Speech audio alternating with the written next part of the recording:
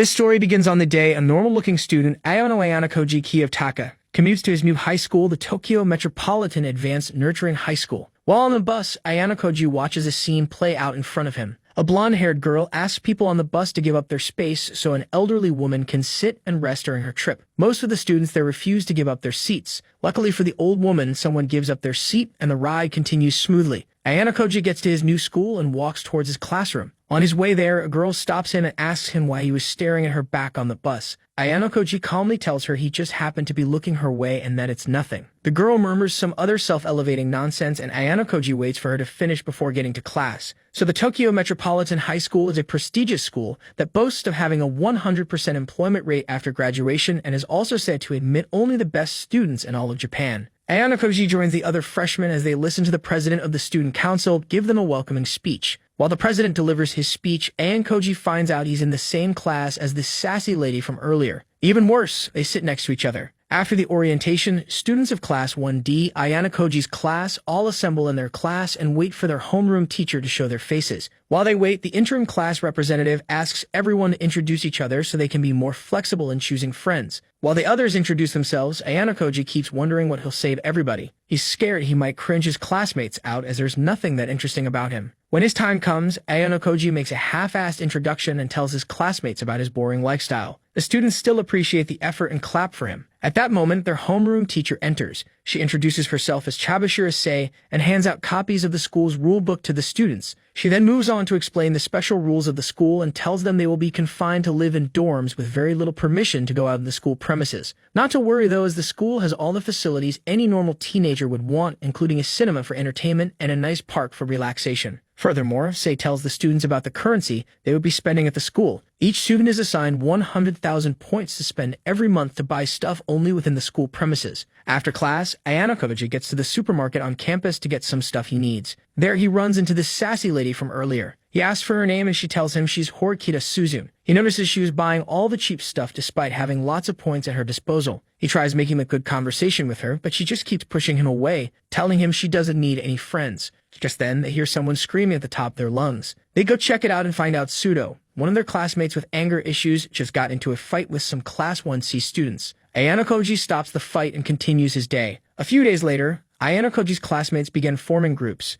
Ayano realizes how much of a failure he is in making friends. He takes a walk in the corridor and finds Kushida, who asks to talk with him. Kushida asks Ayano to tell her some information about Suzune, as she wants to be friends with her. The school continues for the rest of the day and Sei delivers their final lecture. After class, Suzune talks to Ayano about the leniency Sei was displaying towards the students. Turns out the students were just lazing around, not minding whether Sei was there or not. Ayano asks Suzune to accompany him to the cafe and she reluctantly accepts his plea. On getting there, they find a free table and set up camp there. Kushida leaves her seat and walks over to theirs to talk with Suzune. Suzune smells something fishy with Kushida getting closer. She gets up and leaves. Kushida begs her to be friends with her, but Suzune rejects her proposal and leaves. On their way back to the dorms, Ayano finds Kushida's friends with students from other classes. They discuss the point system and how much they're given to spend each month. Eventually, Ayano gets to his dorm in peace. That night, Ayano thinks about how badly his classmates had spent their points. He also gives their nonchalance towards their classes a thought and calls it a day. The next day is the start of a new month. This means the students get new points right, wrong. Sei walks in majestically and has her revenge on the students for ignoring her classes. She tells them the school only dishes out points based on the homeroom teacher's assessment of the class. Sei tells her students she didn't rate them at all, so they aren't receiving any points for that month. The students of Class D take the devastating news pretty well, as many of them hit the swimming pool during leisures to cool off from the steam.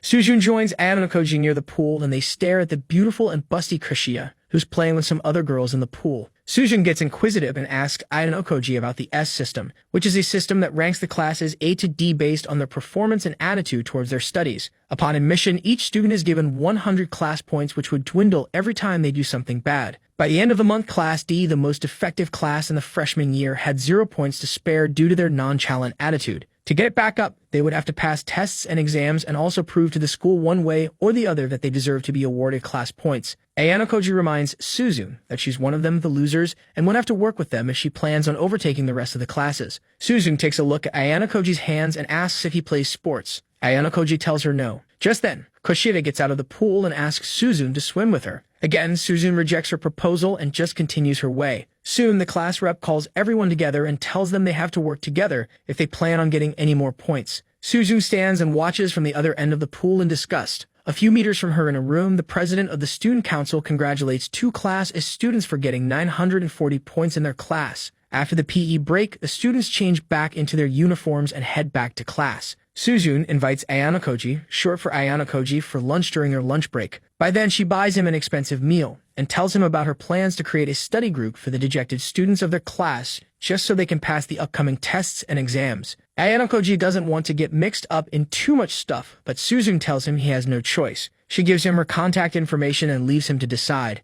Ayanokoji picks it up and asks some of the worst students in the class to join the study group. All say nay. That evening, Ayanokoji calls Kushida's dorm through the firm's internal line and speaks to her. Kushida picks up the call and asks what the problem is. Ayanokoji asks her to supervise study groups for Sudo and some other underprivileged students in their class. Being the nice person she is, Kushida accepts the role and gives Ayanokoji her contact. After the call, Ayanokoji finds out Kushida already got the three dumbest students on board. He then calls Suzune to ask her if she would let Kushida teach the students. Suzune tells him she can't allow that. Kushida finds out and decides to do something about it. The next day, Ayanokoji, Suzune, and Kushida set up a small interview for the underprivileged students in her school. As expected, Suzune talks down on every student there, and this causes the others to leave without getting interviewed. After they leave, Suzune regrets asking Ayanokoji and Kushida for help. Kushida gets up to leave and promises to do something about the matter on the ground. Suzune gets very insulted and asks Kushida what her real mission was. Kushida leaves the place crying as Ayanokoji just sits there and observes what's happening. That night, Ayanokoji steps out of his dorm to get something. He finds Suzune and the president of the student council club talking. The president is her brother and was very ashamed of his sister for getting admitted into the most dejected class of the entire school. He holds Suzune up and goes in to punch her. Ayanokoji, who was watching the scene play out, steps in and saves Suzune from injury. The president attacks Ayanokoji for interrupting their discussion, but he dodges every hit. The president gets impressed and asks about Ayanokoji's background. Turns out Ayanokoji intentionally got a 50 in all entrance exams just so he could get admitted into Class D. The president leaves shortly. Ayanokoji and Suzune sit somewhere around the school to talk. Suzune asks him if he rigged his exam scores as her brother said. Ayanokoji tells her it's all just a coincidence and then talks about the students. School goes on normally the next day and the next. A few days after midterm, Sei announces the test results to the class and congratulates them on passing excellently. The whole class erupts in joy after finding out they passed their midterm test. Everyone has Kushida to thank for helping them study their hardest subjects and passing. 3 days before the test, Ayanokoji sees Sudo fighting with the same Class C students again. This time, their boss, Ryuen, stops by to tease the guy with anger issues. Sudo is held down and almost used as a plaything if not for Ichinovus of Class B, who came at the right time to stop the fight. Ryuen and his goons are forced to leave Sudo alone. Ayanokoji also joins in and tells Sudo to keep his cool next time. Once the whole fight's settled, Ayanokoji asks Sudo to join Kushida in their study session. Sudo refuses to do so and gets to basketball practice instead. After practice that day, Suzune meets Sudo outside the auditorium and gives him some summaries of their subjects in class. She tells him he has to study if he wants to keep playing basketball in school. Sudo accepts it in good faith and gets home. The next day, Kushida meets Ayanokoji in the cafeteria to buy off some midterm past questions from a second-year student. They propose to trade off 10 points for the past questions and call it a deal. The dude tells them he wants 30, but Kushida and Ayanokoji negotiate the price to about 15. The dude accepts the new price and gets right down to business. After lunch, Ayanokoji and Kushida take a break outside. Kushida asks him if it was legal to have past questions. Ayanokoji tells her it's perfectly legal and it is within the school rules for them to do so. Just then, the dude sends them the past questions they need. Ayanokoji cross-checks it with the one from 3 years ago and finds out they're the same question. Kushida immediately gets happier, but Ayanokoji tells her to tell everyone she was the one who got the past questions as he doesn't want to get into the spotlight just yet. A day before the test, Kushida hands out the past questions to her classmates and tells them to study hard before their tests. Everyone feels relieved and thanks her for her service. Fast forward to the present, Sei tells them although most of them passed, there was one person who couldn't get the pass mark. Sudo, the hot-headed basketball dude, got 39 instead of 40, the pass mark. Now he has to get expelled. Every one of his classmates tries to reason with Sei to get Sudo's expulsion revoked. However, she refuses to do such a thing and leaves the class. Ayanokoji follows her to the roof and talks about rules and virtues with her. Sei asks him to cut to the chase, so Ayanokoji asks her at a point to Sudo's score just so he can remain in the class with them. Sei laughs and tells him it's impossible to do such a thing. Ayanokoji asks how many points he would need to spend to get her to change her mind. Sei tells him 100,000 points. Ayano Koji doesn't have up to that amount of points, so he tries another way. Thankfully, Suzune joins them and offers to pay half of the price alongside Ayano Koji, just so they can buy the point for Pseudo. Sing smiles as she knows she has no choice but to accept the deal. After class that evening, Ayano Koji thanks Suzune for helping him out earlier. Suzune tells him she only did such a thing for her benefit. Ayano Koji tells her not to pretend that he knows she intentionally got a lower score just so the dumb students in the class won't feel left out. Suzune punishes him for saying that out loud. A few hours later, the students all gather in Ayano Koji's room to celebrate Sudo's return to their school. The students ask Ayano Koji how he changed Sei's mind, but he tells them Suzune did all the work. After the party, Ayano Koji and Kushida remain to clean up before going to bed. Before leaving, Kushida asks Ayano Koji if he likes Suzune. Ayano Koji tells her she's nothing but his neighbor. Kushida thanks him and leaves. Before she walks far, Ayano Koji notices she forgot her phone behind. He follows her but doesn't find her in her room. He traces her movements and finds the innocent Kushida cussing at Suzune for being hard on her. Ayano Koji gets exposed and he shows his face.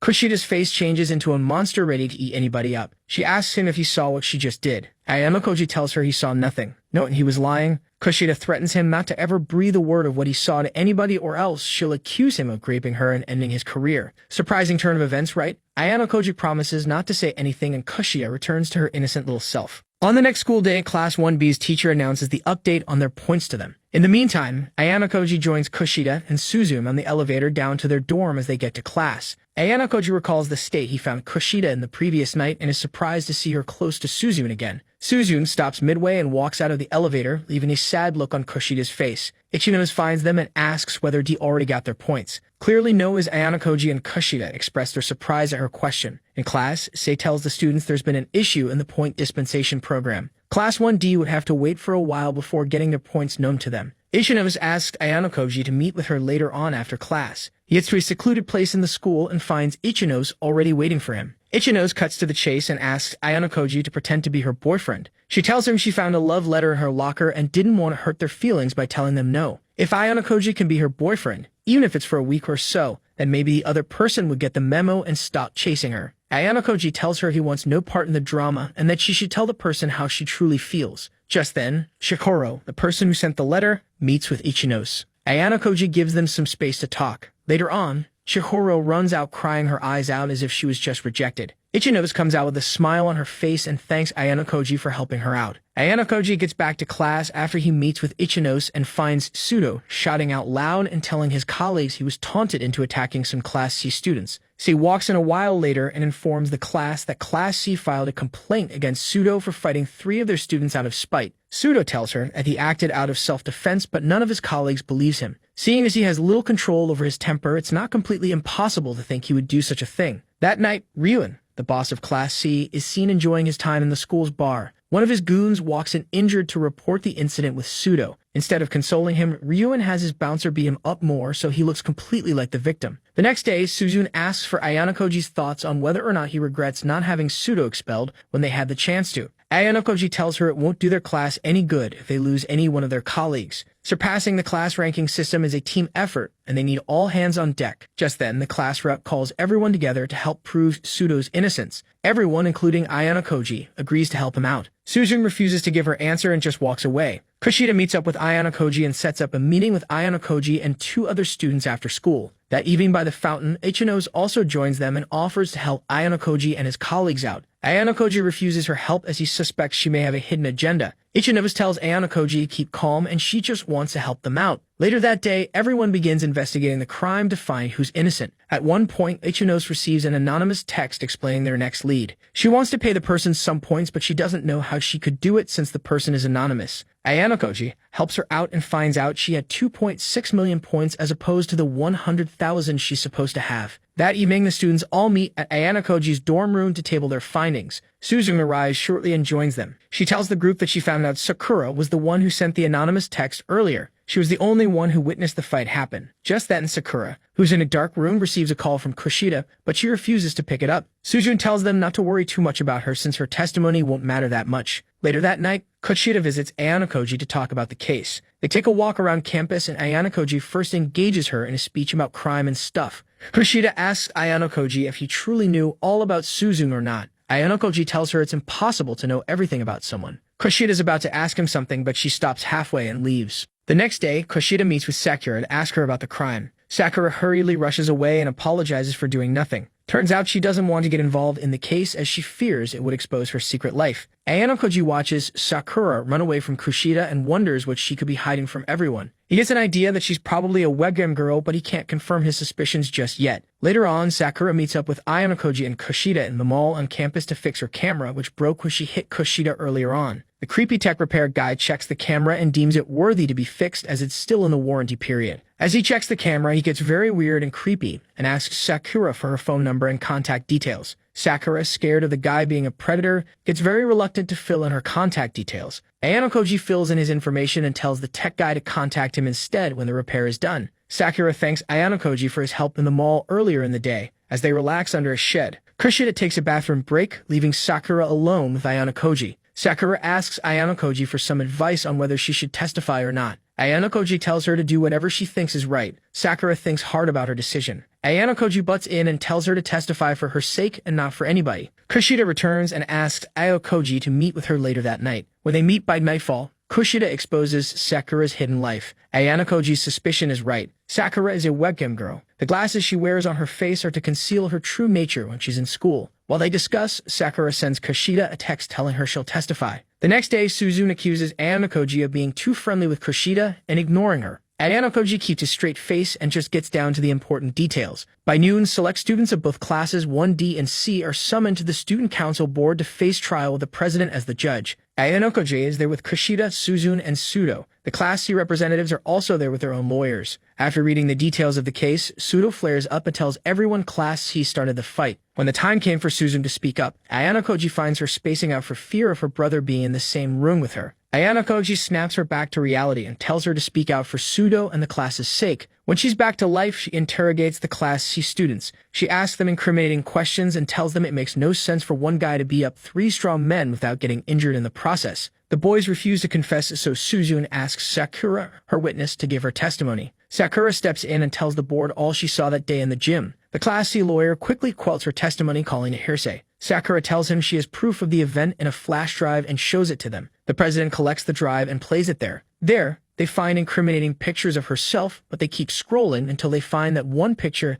that had the boys holding and threatening Sudo. After seeing the picture, the lawyer steps down from punishment and asks for a suspension for both students. He asks for Suzune's opinion on the matter, and she refuses to settle for anything less than the truth. She then turns to her brother and asks for his judgment. The president finally speaks and tells him he's adjourned the meeting to 4 p.m. the next day. After the meeting, Sakura apologizes for her incompetence. Ayano Koji tells her to be proud she helped them out. Just then, the president walks outside and has a talk with Ayano Koji and Sakura. He asks them if they can really prove that the boys are innocent. Ayano Koji tells him he can and he will. Sakura gives a little information about her life. She's been a lonely, depressed young girl who's used to being the sad student of society. She used to think her secret job wouldn't come back to affect her until one night at school, one of her fans sent her an incriminating text. The next morning, Sakura finds photos of herself in her locker room. Elsewhere, Ayano Koji and Suzune talk about their next move. Ayano Koji wishes there were security cameras in the gym so they could just check the footage. They eventually come up with a brilliant idea they'll execute later on. In the meantime, Ayano Koji finds Sakura alone in class and thanks her for helping them exonerate Sudo.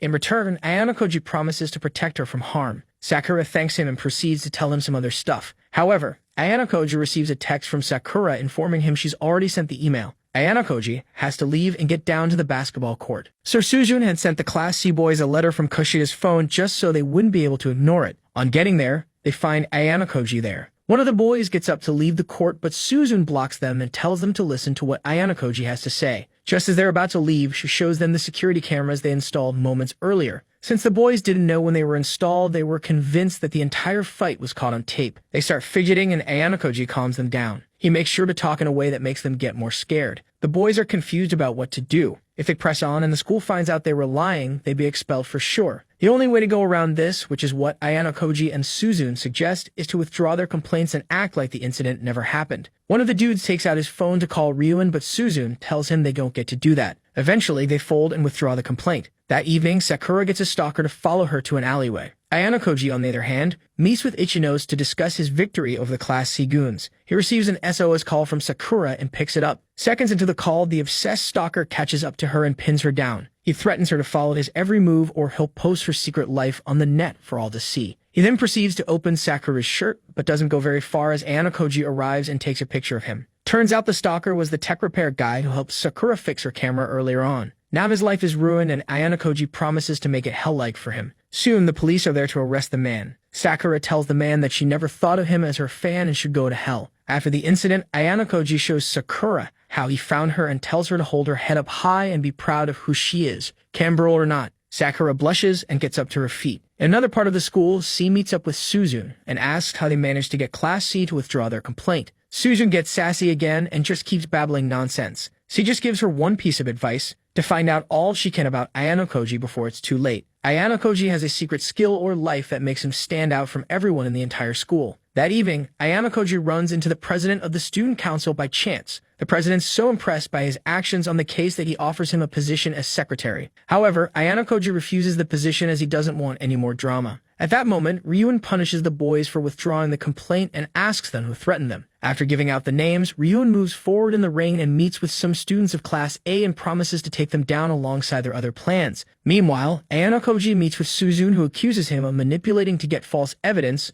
so they could get the C dudes to drop their complaint. Ayano Koji just walks away, but Suzune stops him and asks who he truly is. Ayano Koji has a flashback to his former life, and it wasn't a good one. He looks Suzune in the eye and tells her never to pry into his life. Suzune is shocked. A few weeks later, the students finish their term's final examination and are now on their summer vacation. One morning, Suzune wakes up and freshens up to get ready for her day. A few days before that morning, a group of boys from Class D gather around a corner to discuss an important mission to alleviate their loneliness, Operation Peep in the girls' changing room. Fast forward to the present moment, Suzune packs up her swimsuit and heads toward the pool to join the others. On her way there, she finds the two new lovebirds, Harada, the class rep, and his new girlfriend, Ki, who ask her to join them in activities more often. Suzune tells them no thanks and joins the others at the bus stop. There she finds Kushida as lively as she could be and wonders why Kushida still talks with her despite her bitchy attitude towards her. Just then, the three jolly friends, Suno, Ike, and Yamauchi, join them at the bus stop and accompany them all to the pool. When they get there, the girls gather in their changing rooms to change into their swimsuits. They talk about how close Ayano Koji is getting to the girls around him. Kushida tries taunting Suzune into getting jealous of Ayano Koji, but it doesn't work. Elsewhere, one of the students reminds his fellow comrade on the radio to complete their operation and peep into the girls' changing room before the girls get back home. Sudo and Ike, who are on guard duty, try their best to keep people by the poolside and away from changing rooms until their operation is done. When Kushida gets suspicious, they quickly suggest they play volleyball to pass the time. The girls are reluctant to play, but they eventually get down to it and have fun. In the meantime, Yamauchi poses as a cleaner and sneaks into the changing room after placing a "Do Not Enter" sign in front of the door. Soon, the girls gather in front of the bathroom as they all wait for the cleaner to be done. Inside, Yamauchi struggles to install the camera in the ceiling. Kushida keeps asking after Yamauchi and gets ready to get to the bathroom. Ike quickly signals to their fourth guy keeping watch to abort the mission while they still can. The fourth guy calls Yamauchi and tells him he's out of time so he should abort. Minutes later, Yamauchi rushes out of the bathroom and joins the others on the volleyball court. Just then, Ike pretends to have his stomach aches, so he rushes to the bathroom to continue Yamauchi's job. Ryu and his goons pass by the bathroom and stop at the entrance after seeing the "Do Not Disturb" sign. Their fourth guy signals to Sudo to go assist Ike. Sudo races to the bathroom after receiving the signal. He gets to Ryuen and tries to stop him from entering the bathroom. Things start to get heated between the two, but Sake Energy, the queen of Class A, steps in and quell all negative energy between the students. The president also steps back and makes sure nobody fights on his watch. Meanwhile, Ike gets cold feet and almost gives up on his quest. However, the fourth guy speaks some sense into his head and tells him not to abandon hope after all the hours they put into the mission. Ike regains his confidence and keeps on working. Sudo practically forbids anyone from entering the room. Ayano Koji, who intercepted one of the fourth guy's signals, asks Suzune to give everyone a speech about Class D getting to the top. She makes sure to pass the time while Ike finishes his stuff. She does so and delivers the speech perfectly. Ike manages to finish installing the camera and leaves the changing room. When she's done, she sneaks to the changing room and removes all the cameras set by the crew. Then she joins Ayano Koji by the pool. Ayano Koji decides to let her have fun by pushing her into the pool. Soon the others join them in the pool and everyone has a very good time.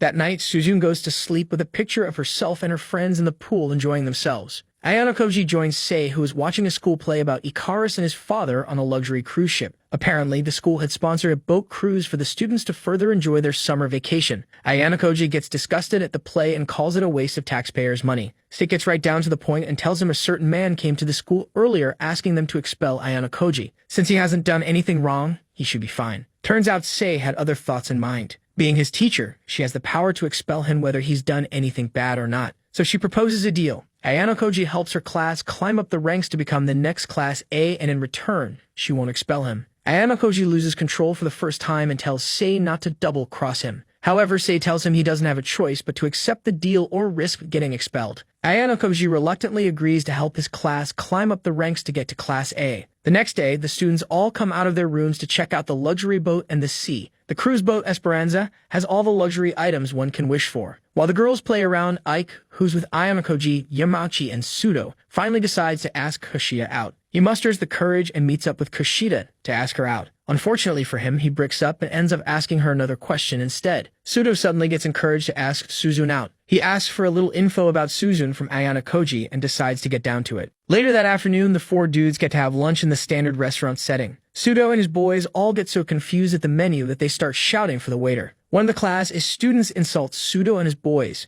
This naturally riles Sudo up and he reacts. The students begin murmuring about Sudo's lack of control over his temper, and they're forced to leave. Elsewhere, two teachers who are getting massages discuss their class students. Ayano Koji retires early to his room to think about his discussion with Sei earlier on. Hirata knocks on his door and asks him to hang out with him. However, Ayano Koji refuses to go with him. Hirata then asks if he could help connect him with Suzun. Before Ayano Koji gives him an answer, Hirata receives a call from his girlfriend and leaves. In another part of the ship, Konji, the bashful, muscular, and narcissistic member of Class D, walks in the ship's corridor with nothing but pants on. The butler asks him to wipe his wet body, but Konji is focused on making a mess everywhere. A few hours later, Suzun meets with Ayano Koji to discuss the school's true intentions behind this luxury cruise vacation. While they discuss, Ryun passes by and teases Suzun. His ex-girlfriend, Ibuki, walks by and confronts him over his recent attitude towards her. Ryun becomes disrespectful and Ibuki raises her fists to punch him. However, Ryun's bouncer, Albert, steps in and throws Ibuki away before leaving with his master. One of the school teachers receives a report from a student named Masumi. She thanks her for her help and tells her to await further instructions. Later that night, Sakura practices how she'll ask Ayano Koji out. Speaking of the devil, Ayano Koji appears behind her and tells her not to hesitate to ask him for help.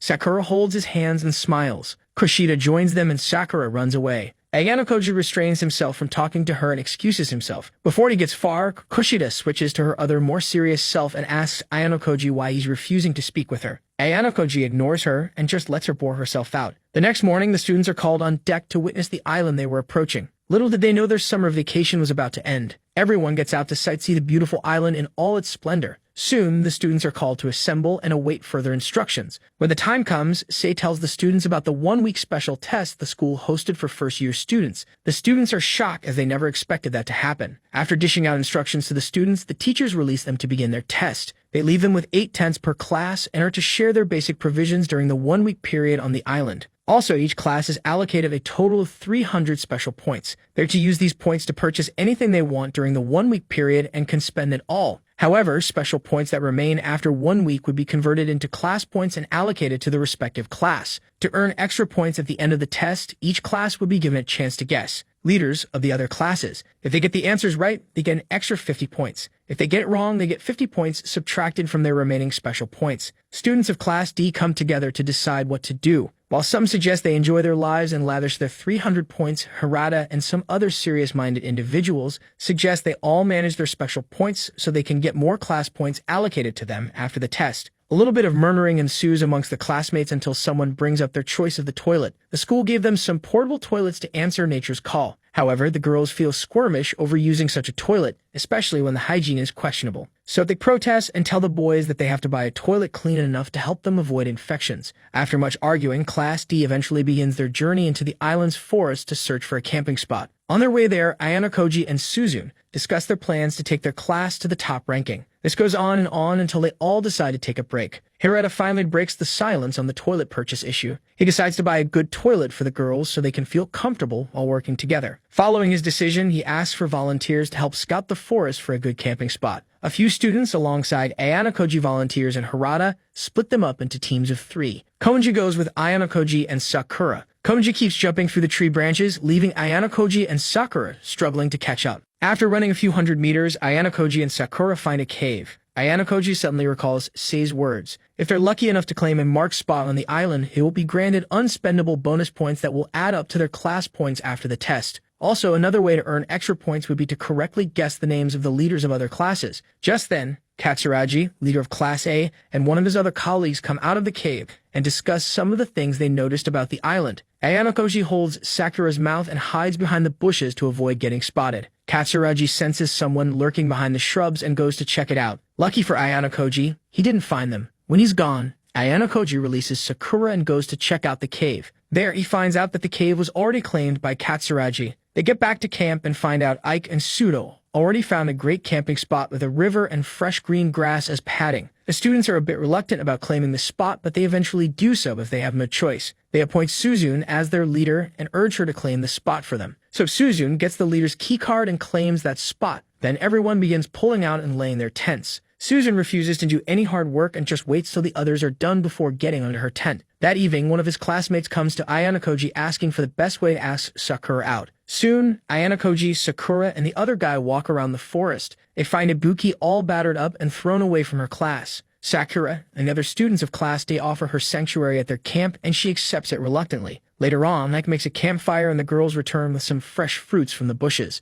Everyone hails Ike for helping them with the fire and all settle down to eat their food. Ike apologizes to the girls for not supporting them earlier about their toilet issue. With things back to normal, Hitara gives everyone an explanation on how they can spend their points for the week and still have about 120 points by the end of the test. A few hours later, Kushida and other Class D students attend Ibuki. Moments later, the students discover Konji had gone back to the ship claiming he's sick. This is bad for the class as the teachers would penalize them for one narcissist's mistake. In a flashback to Ayanokoji's earlier years, little Koji is seen solving complex calculus equations alongside other kids almost as if they were in some sort of deranged experiment. One of the supervisors walks over to Ayanokoji and tells him to use the power he has at his disposal very well. Fast forward to the present, it's day 2 of the test, and some of the boys and girls just caught some fish and fresh fruit. Hirata assigns tasks to every student and distributes the rations equally to each student. Later on, Ayanokoji and Suzune scout the forest of Dong Recon in case anything comes up. Suzune expresses her surprise at Ayanokoji, helping her out with her recon task.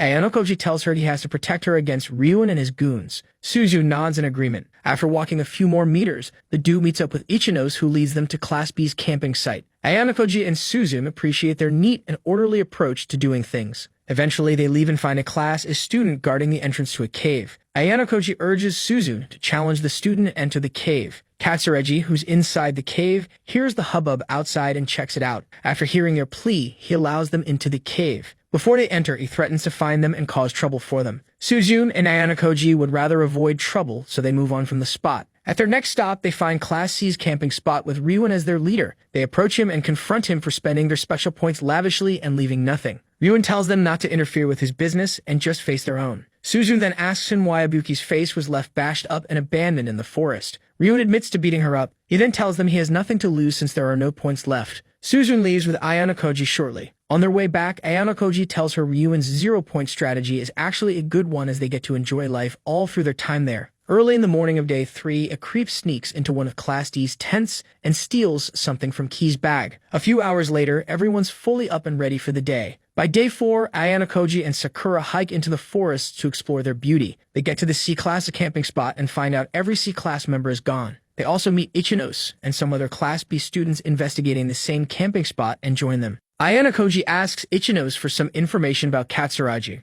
She tells him Katsuragi is a pretty conservative guy as opposed to the queen of Class A, Sakayanagi, who's a reformist. Later that evening, Class D students sit and wonder why the Class C students would have quit the test. The best thing they could come up with is that they got tired of the test and left. Suno walks over to Ibuki and asks her questions about Class C. Ibuki becomes violent and insults Sudo for leaving their side. On day 5 of the test, the girls notice Key's stolen underwear and accuse the boys of doing the crime. They call all the boys out and ask Hirata to find the culprit. Soon the boy lines up with their bags in their hands to be searched. Before it gets to his turn, Ike decides to check his bag. Surprisingly, he finds the underwear there and is shocked. Seems like the person who stole the underwear that night had slipped it into his bag to incriminate him. With nothing left to do, Ike gives Ayanokoji the underwear and rushes forward to get his bag checked on time. Ayanokoji knows someone stuck the underwear inside Ike's bag and wonders who it may be. Hitara ends his search and finds nothing. The girls still don't believe him, so they ask for a pat-down. Hirata has no choice but to start all over again. Ayanokoji gets worried as he keeps the underwear in his pocket. Hirata searches through his pocket and feels something soft and mushy underneath. Hirata acts like the real G and refuses to give Ayanokoji up. Later that evening, Ayanokoji asks him why he didn't expose him earlier. Hirata tells him he knows Ayanokoji can't do something like that. He collects the underwear from him and takes the blame. Before leaving, he asks Ayanokoji to find the culprit so his sacrifice doesn't go in vain. Now that's some real homie energy. Later that day, the girls propose they all separate the girls' tent from the boys' tent just to avoid any further underwear theft in the future. They pick Hirata, the class rep, to help move their tents, but Suzune steps forward and tells them to add another trustworthy boy, Ayanokoji, to make sure Hirata doesn't sniff any undies while moving the tent. Talk about going overboard. Anyways, Ayanokoji and Hirata get down to work. While at it, one of the girls calls Hirata to come help them with something. Ayanokoji continues to work on his own and finishes the tent by evening time. Ibuki approaches as he finishes his work and talks to him about the issues she's concerned about. Seeing as everyone was suspicious of her being the culprit, she asks Ayanokoji what he thought of her. Surprisingly, Ayanokoji tells her he trusts her. Surprised, Ibuki thanks him and leaves. After his work, Ayanokoji walks back to the spot they found Ibuki some days back and rummages through the bushes underneath. He finds something suspicious and gets back to the camp. 2 hours later, Suzune joins Ayanokoji, who's alone by his campfire, to talk about Suzune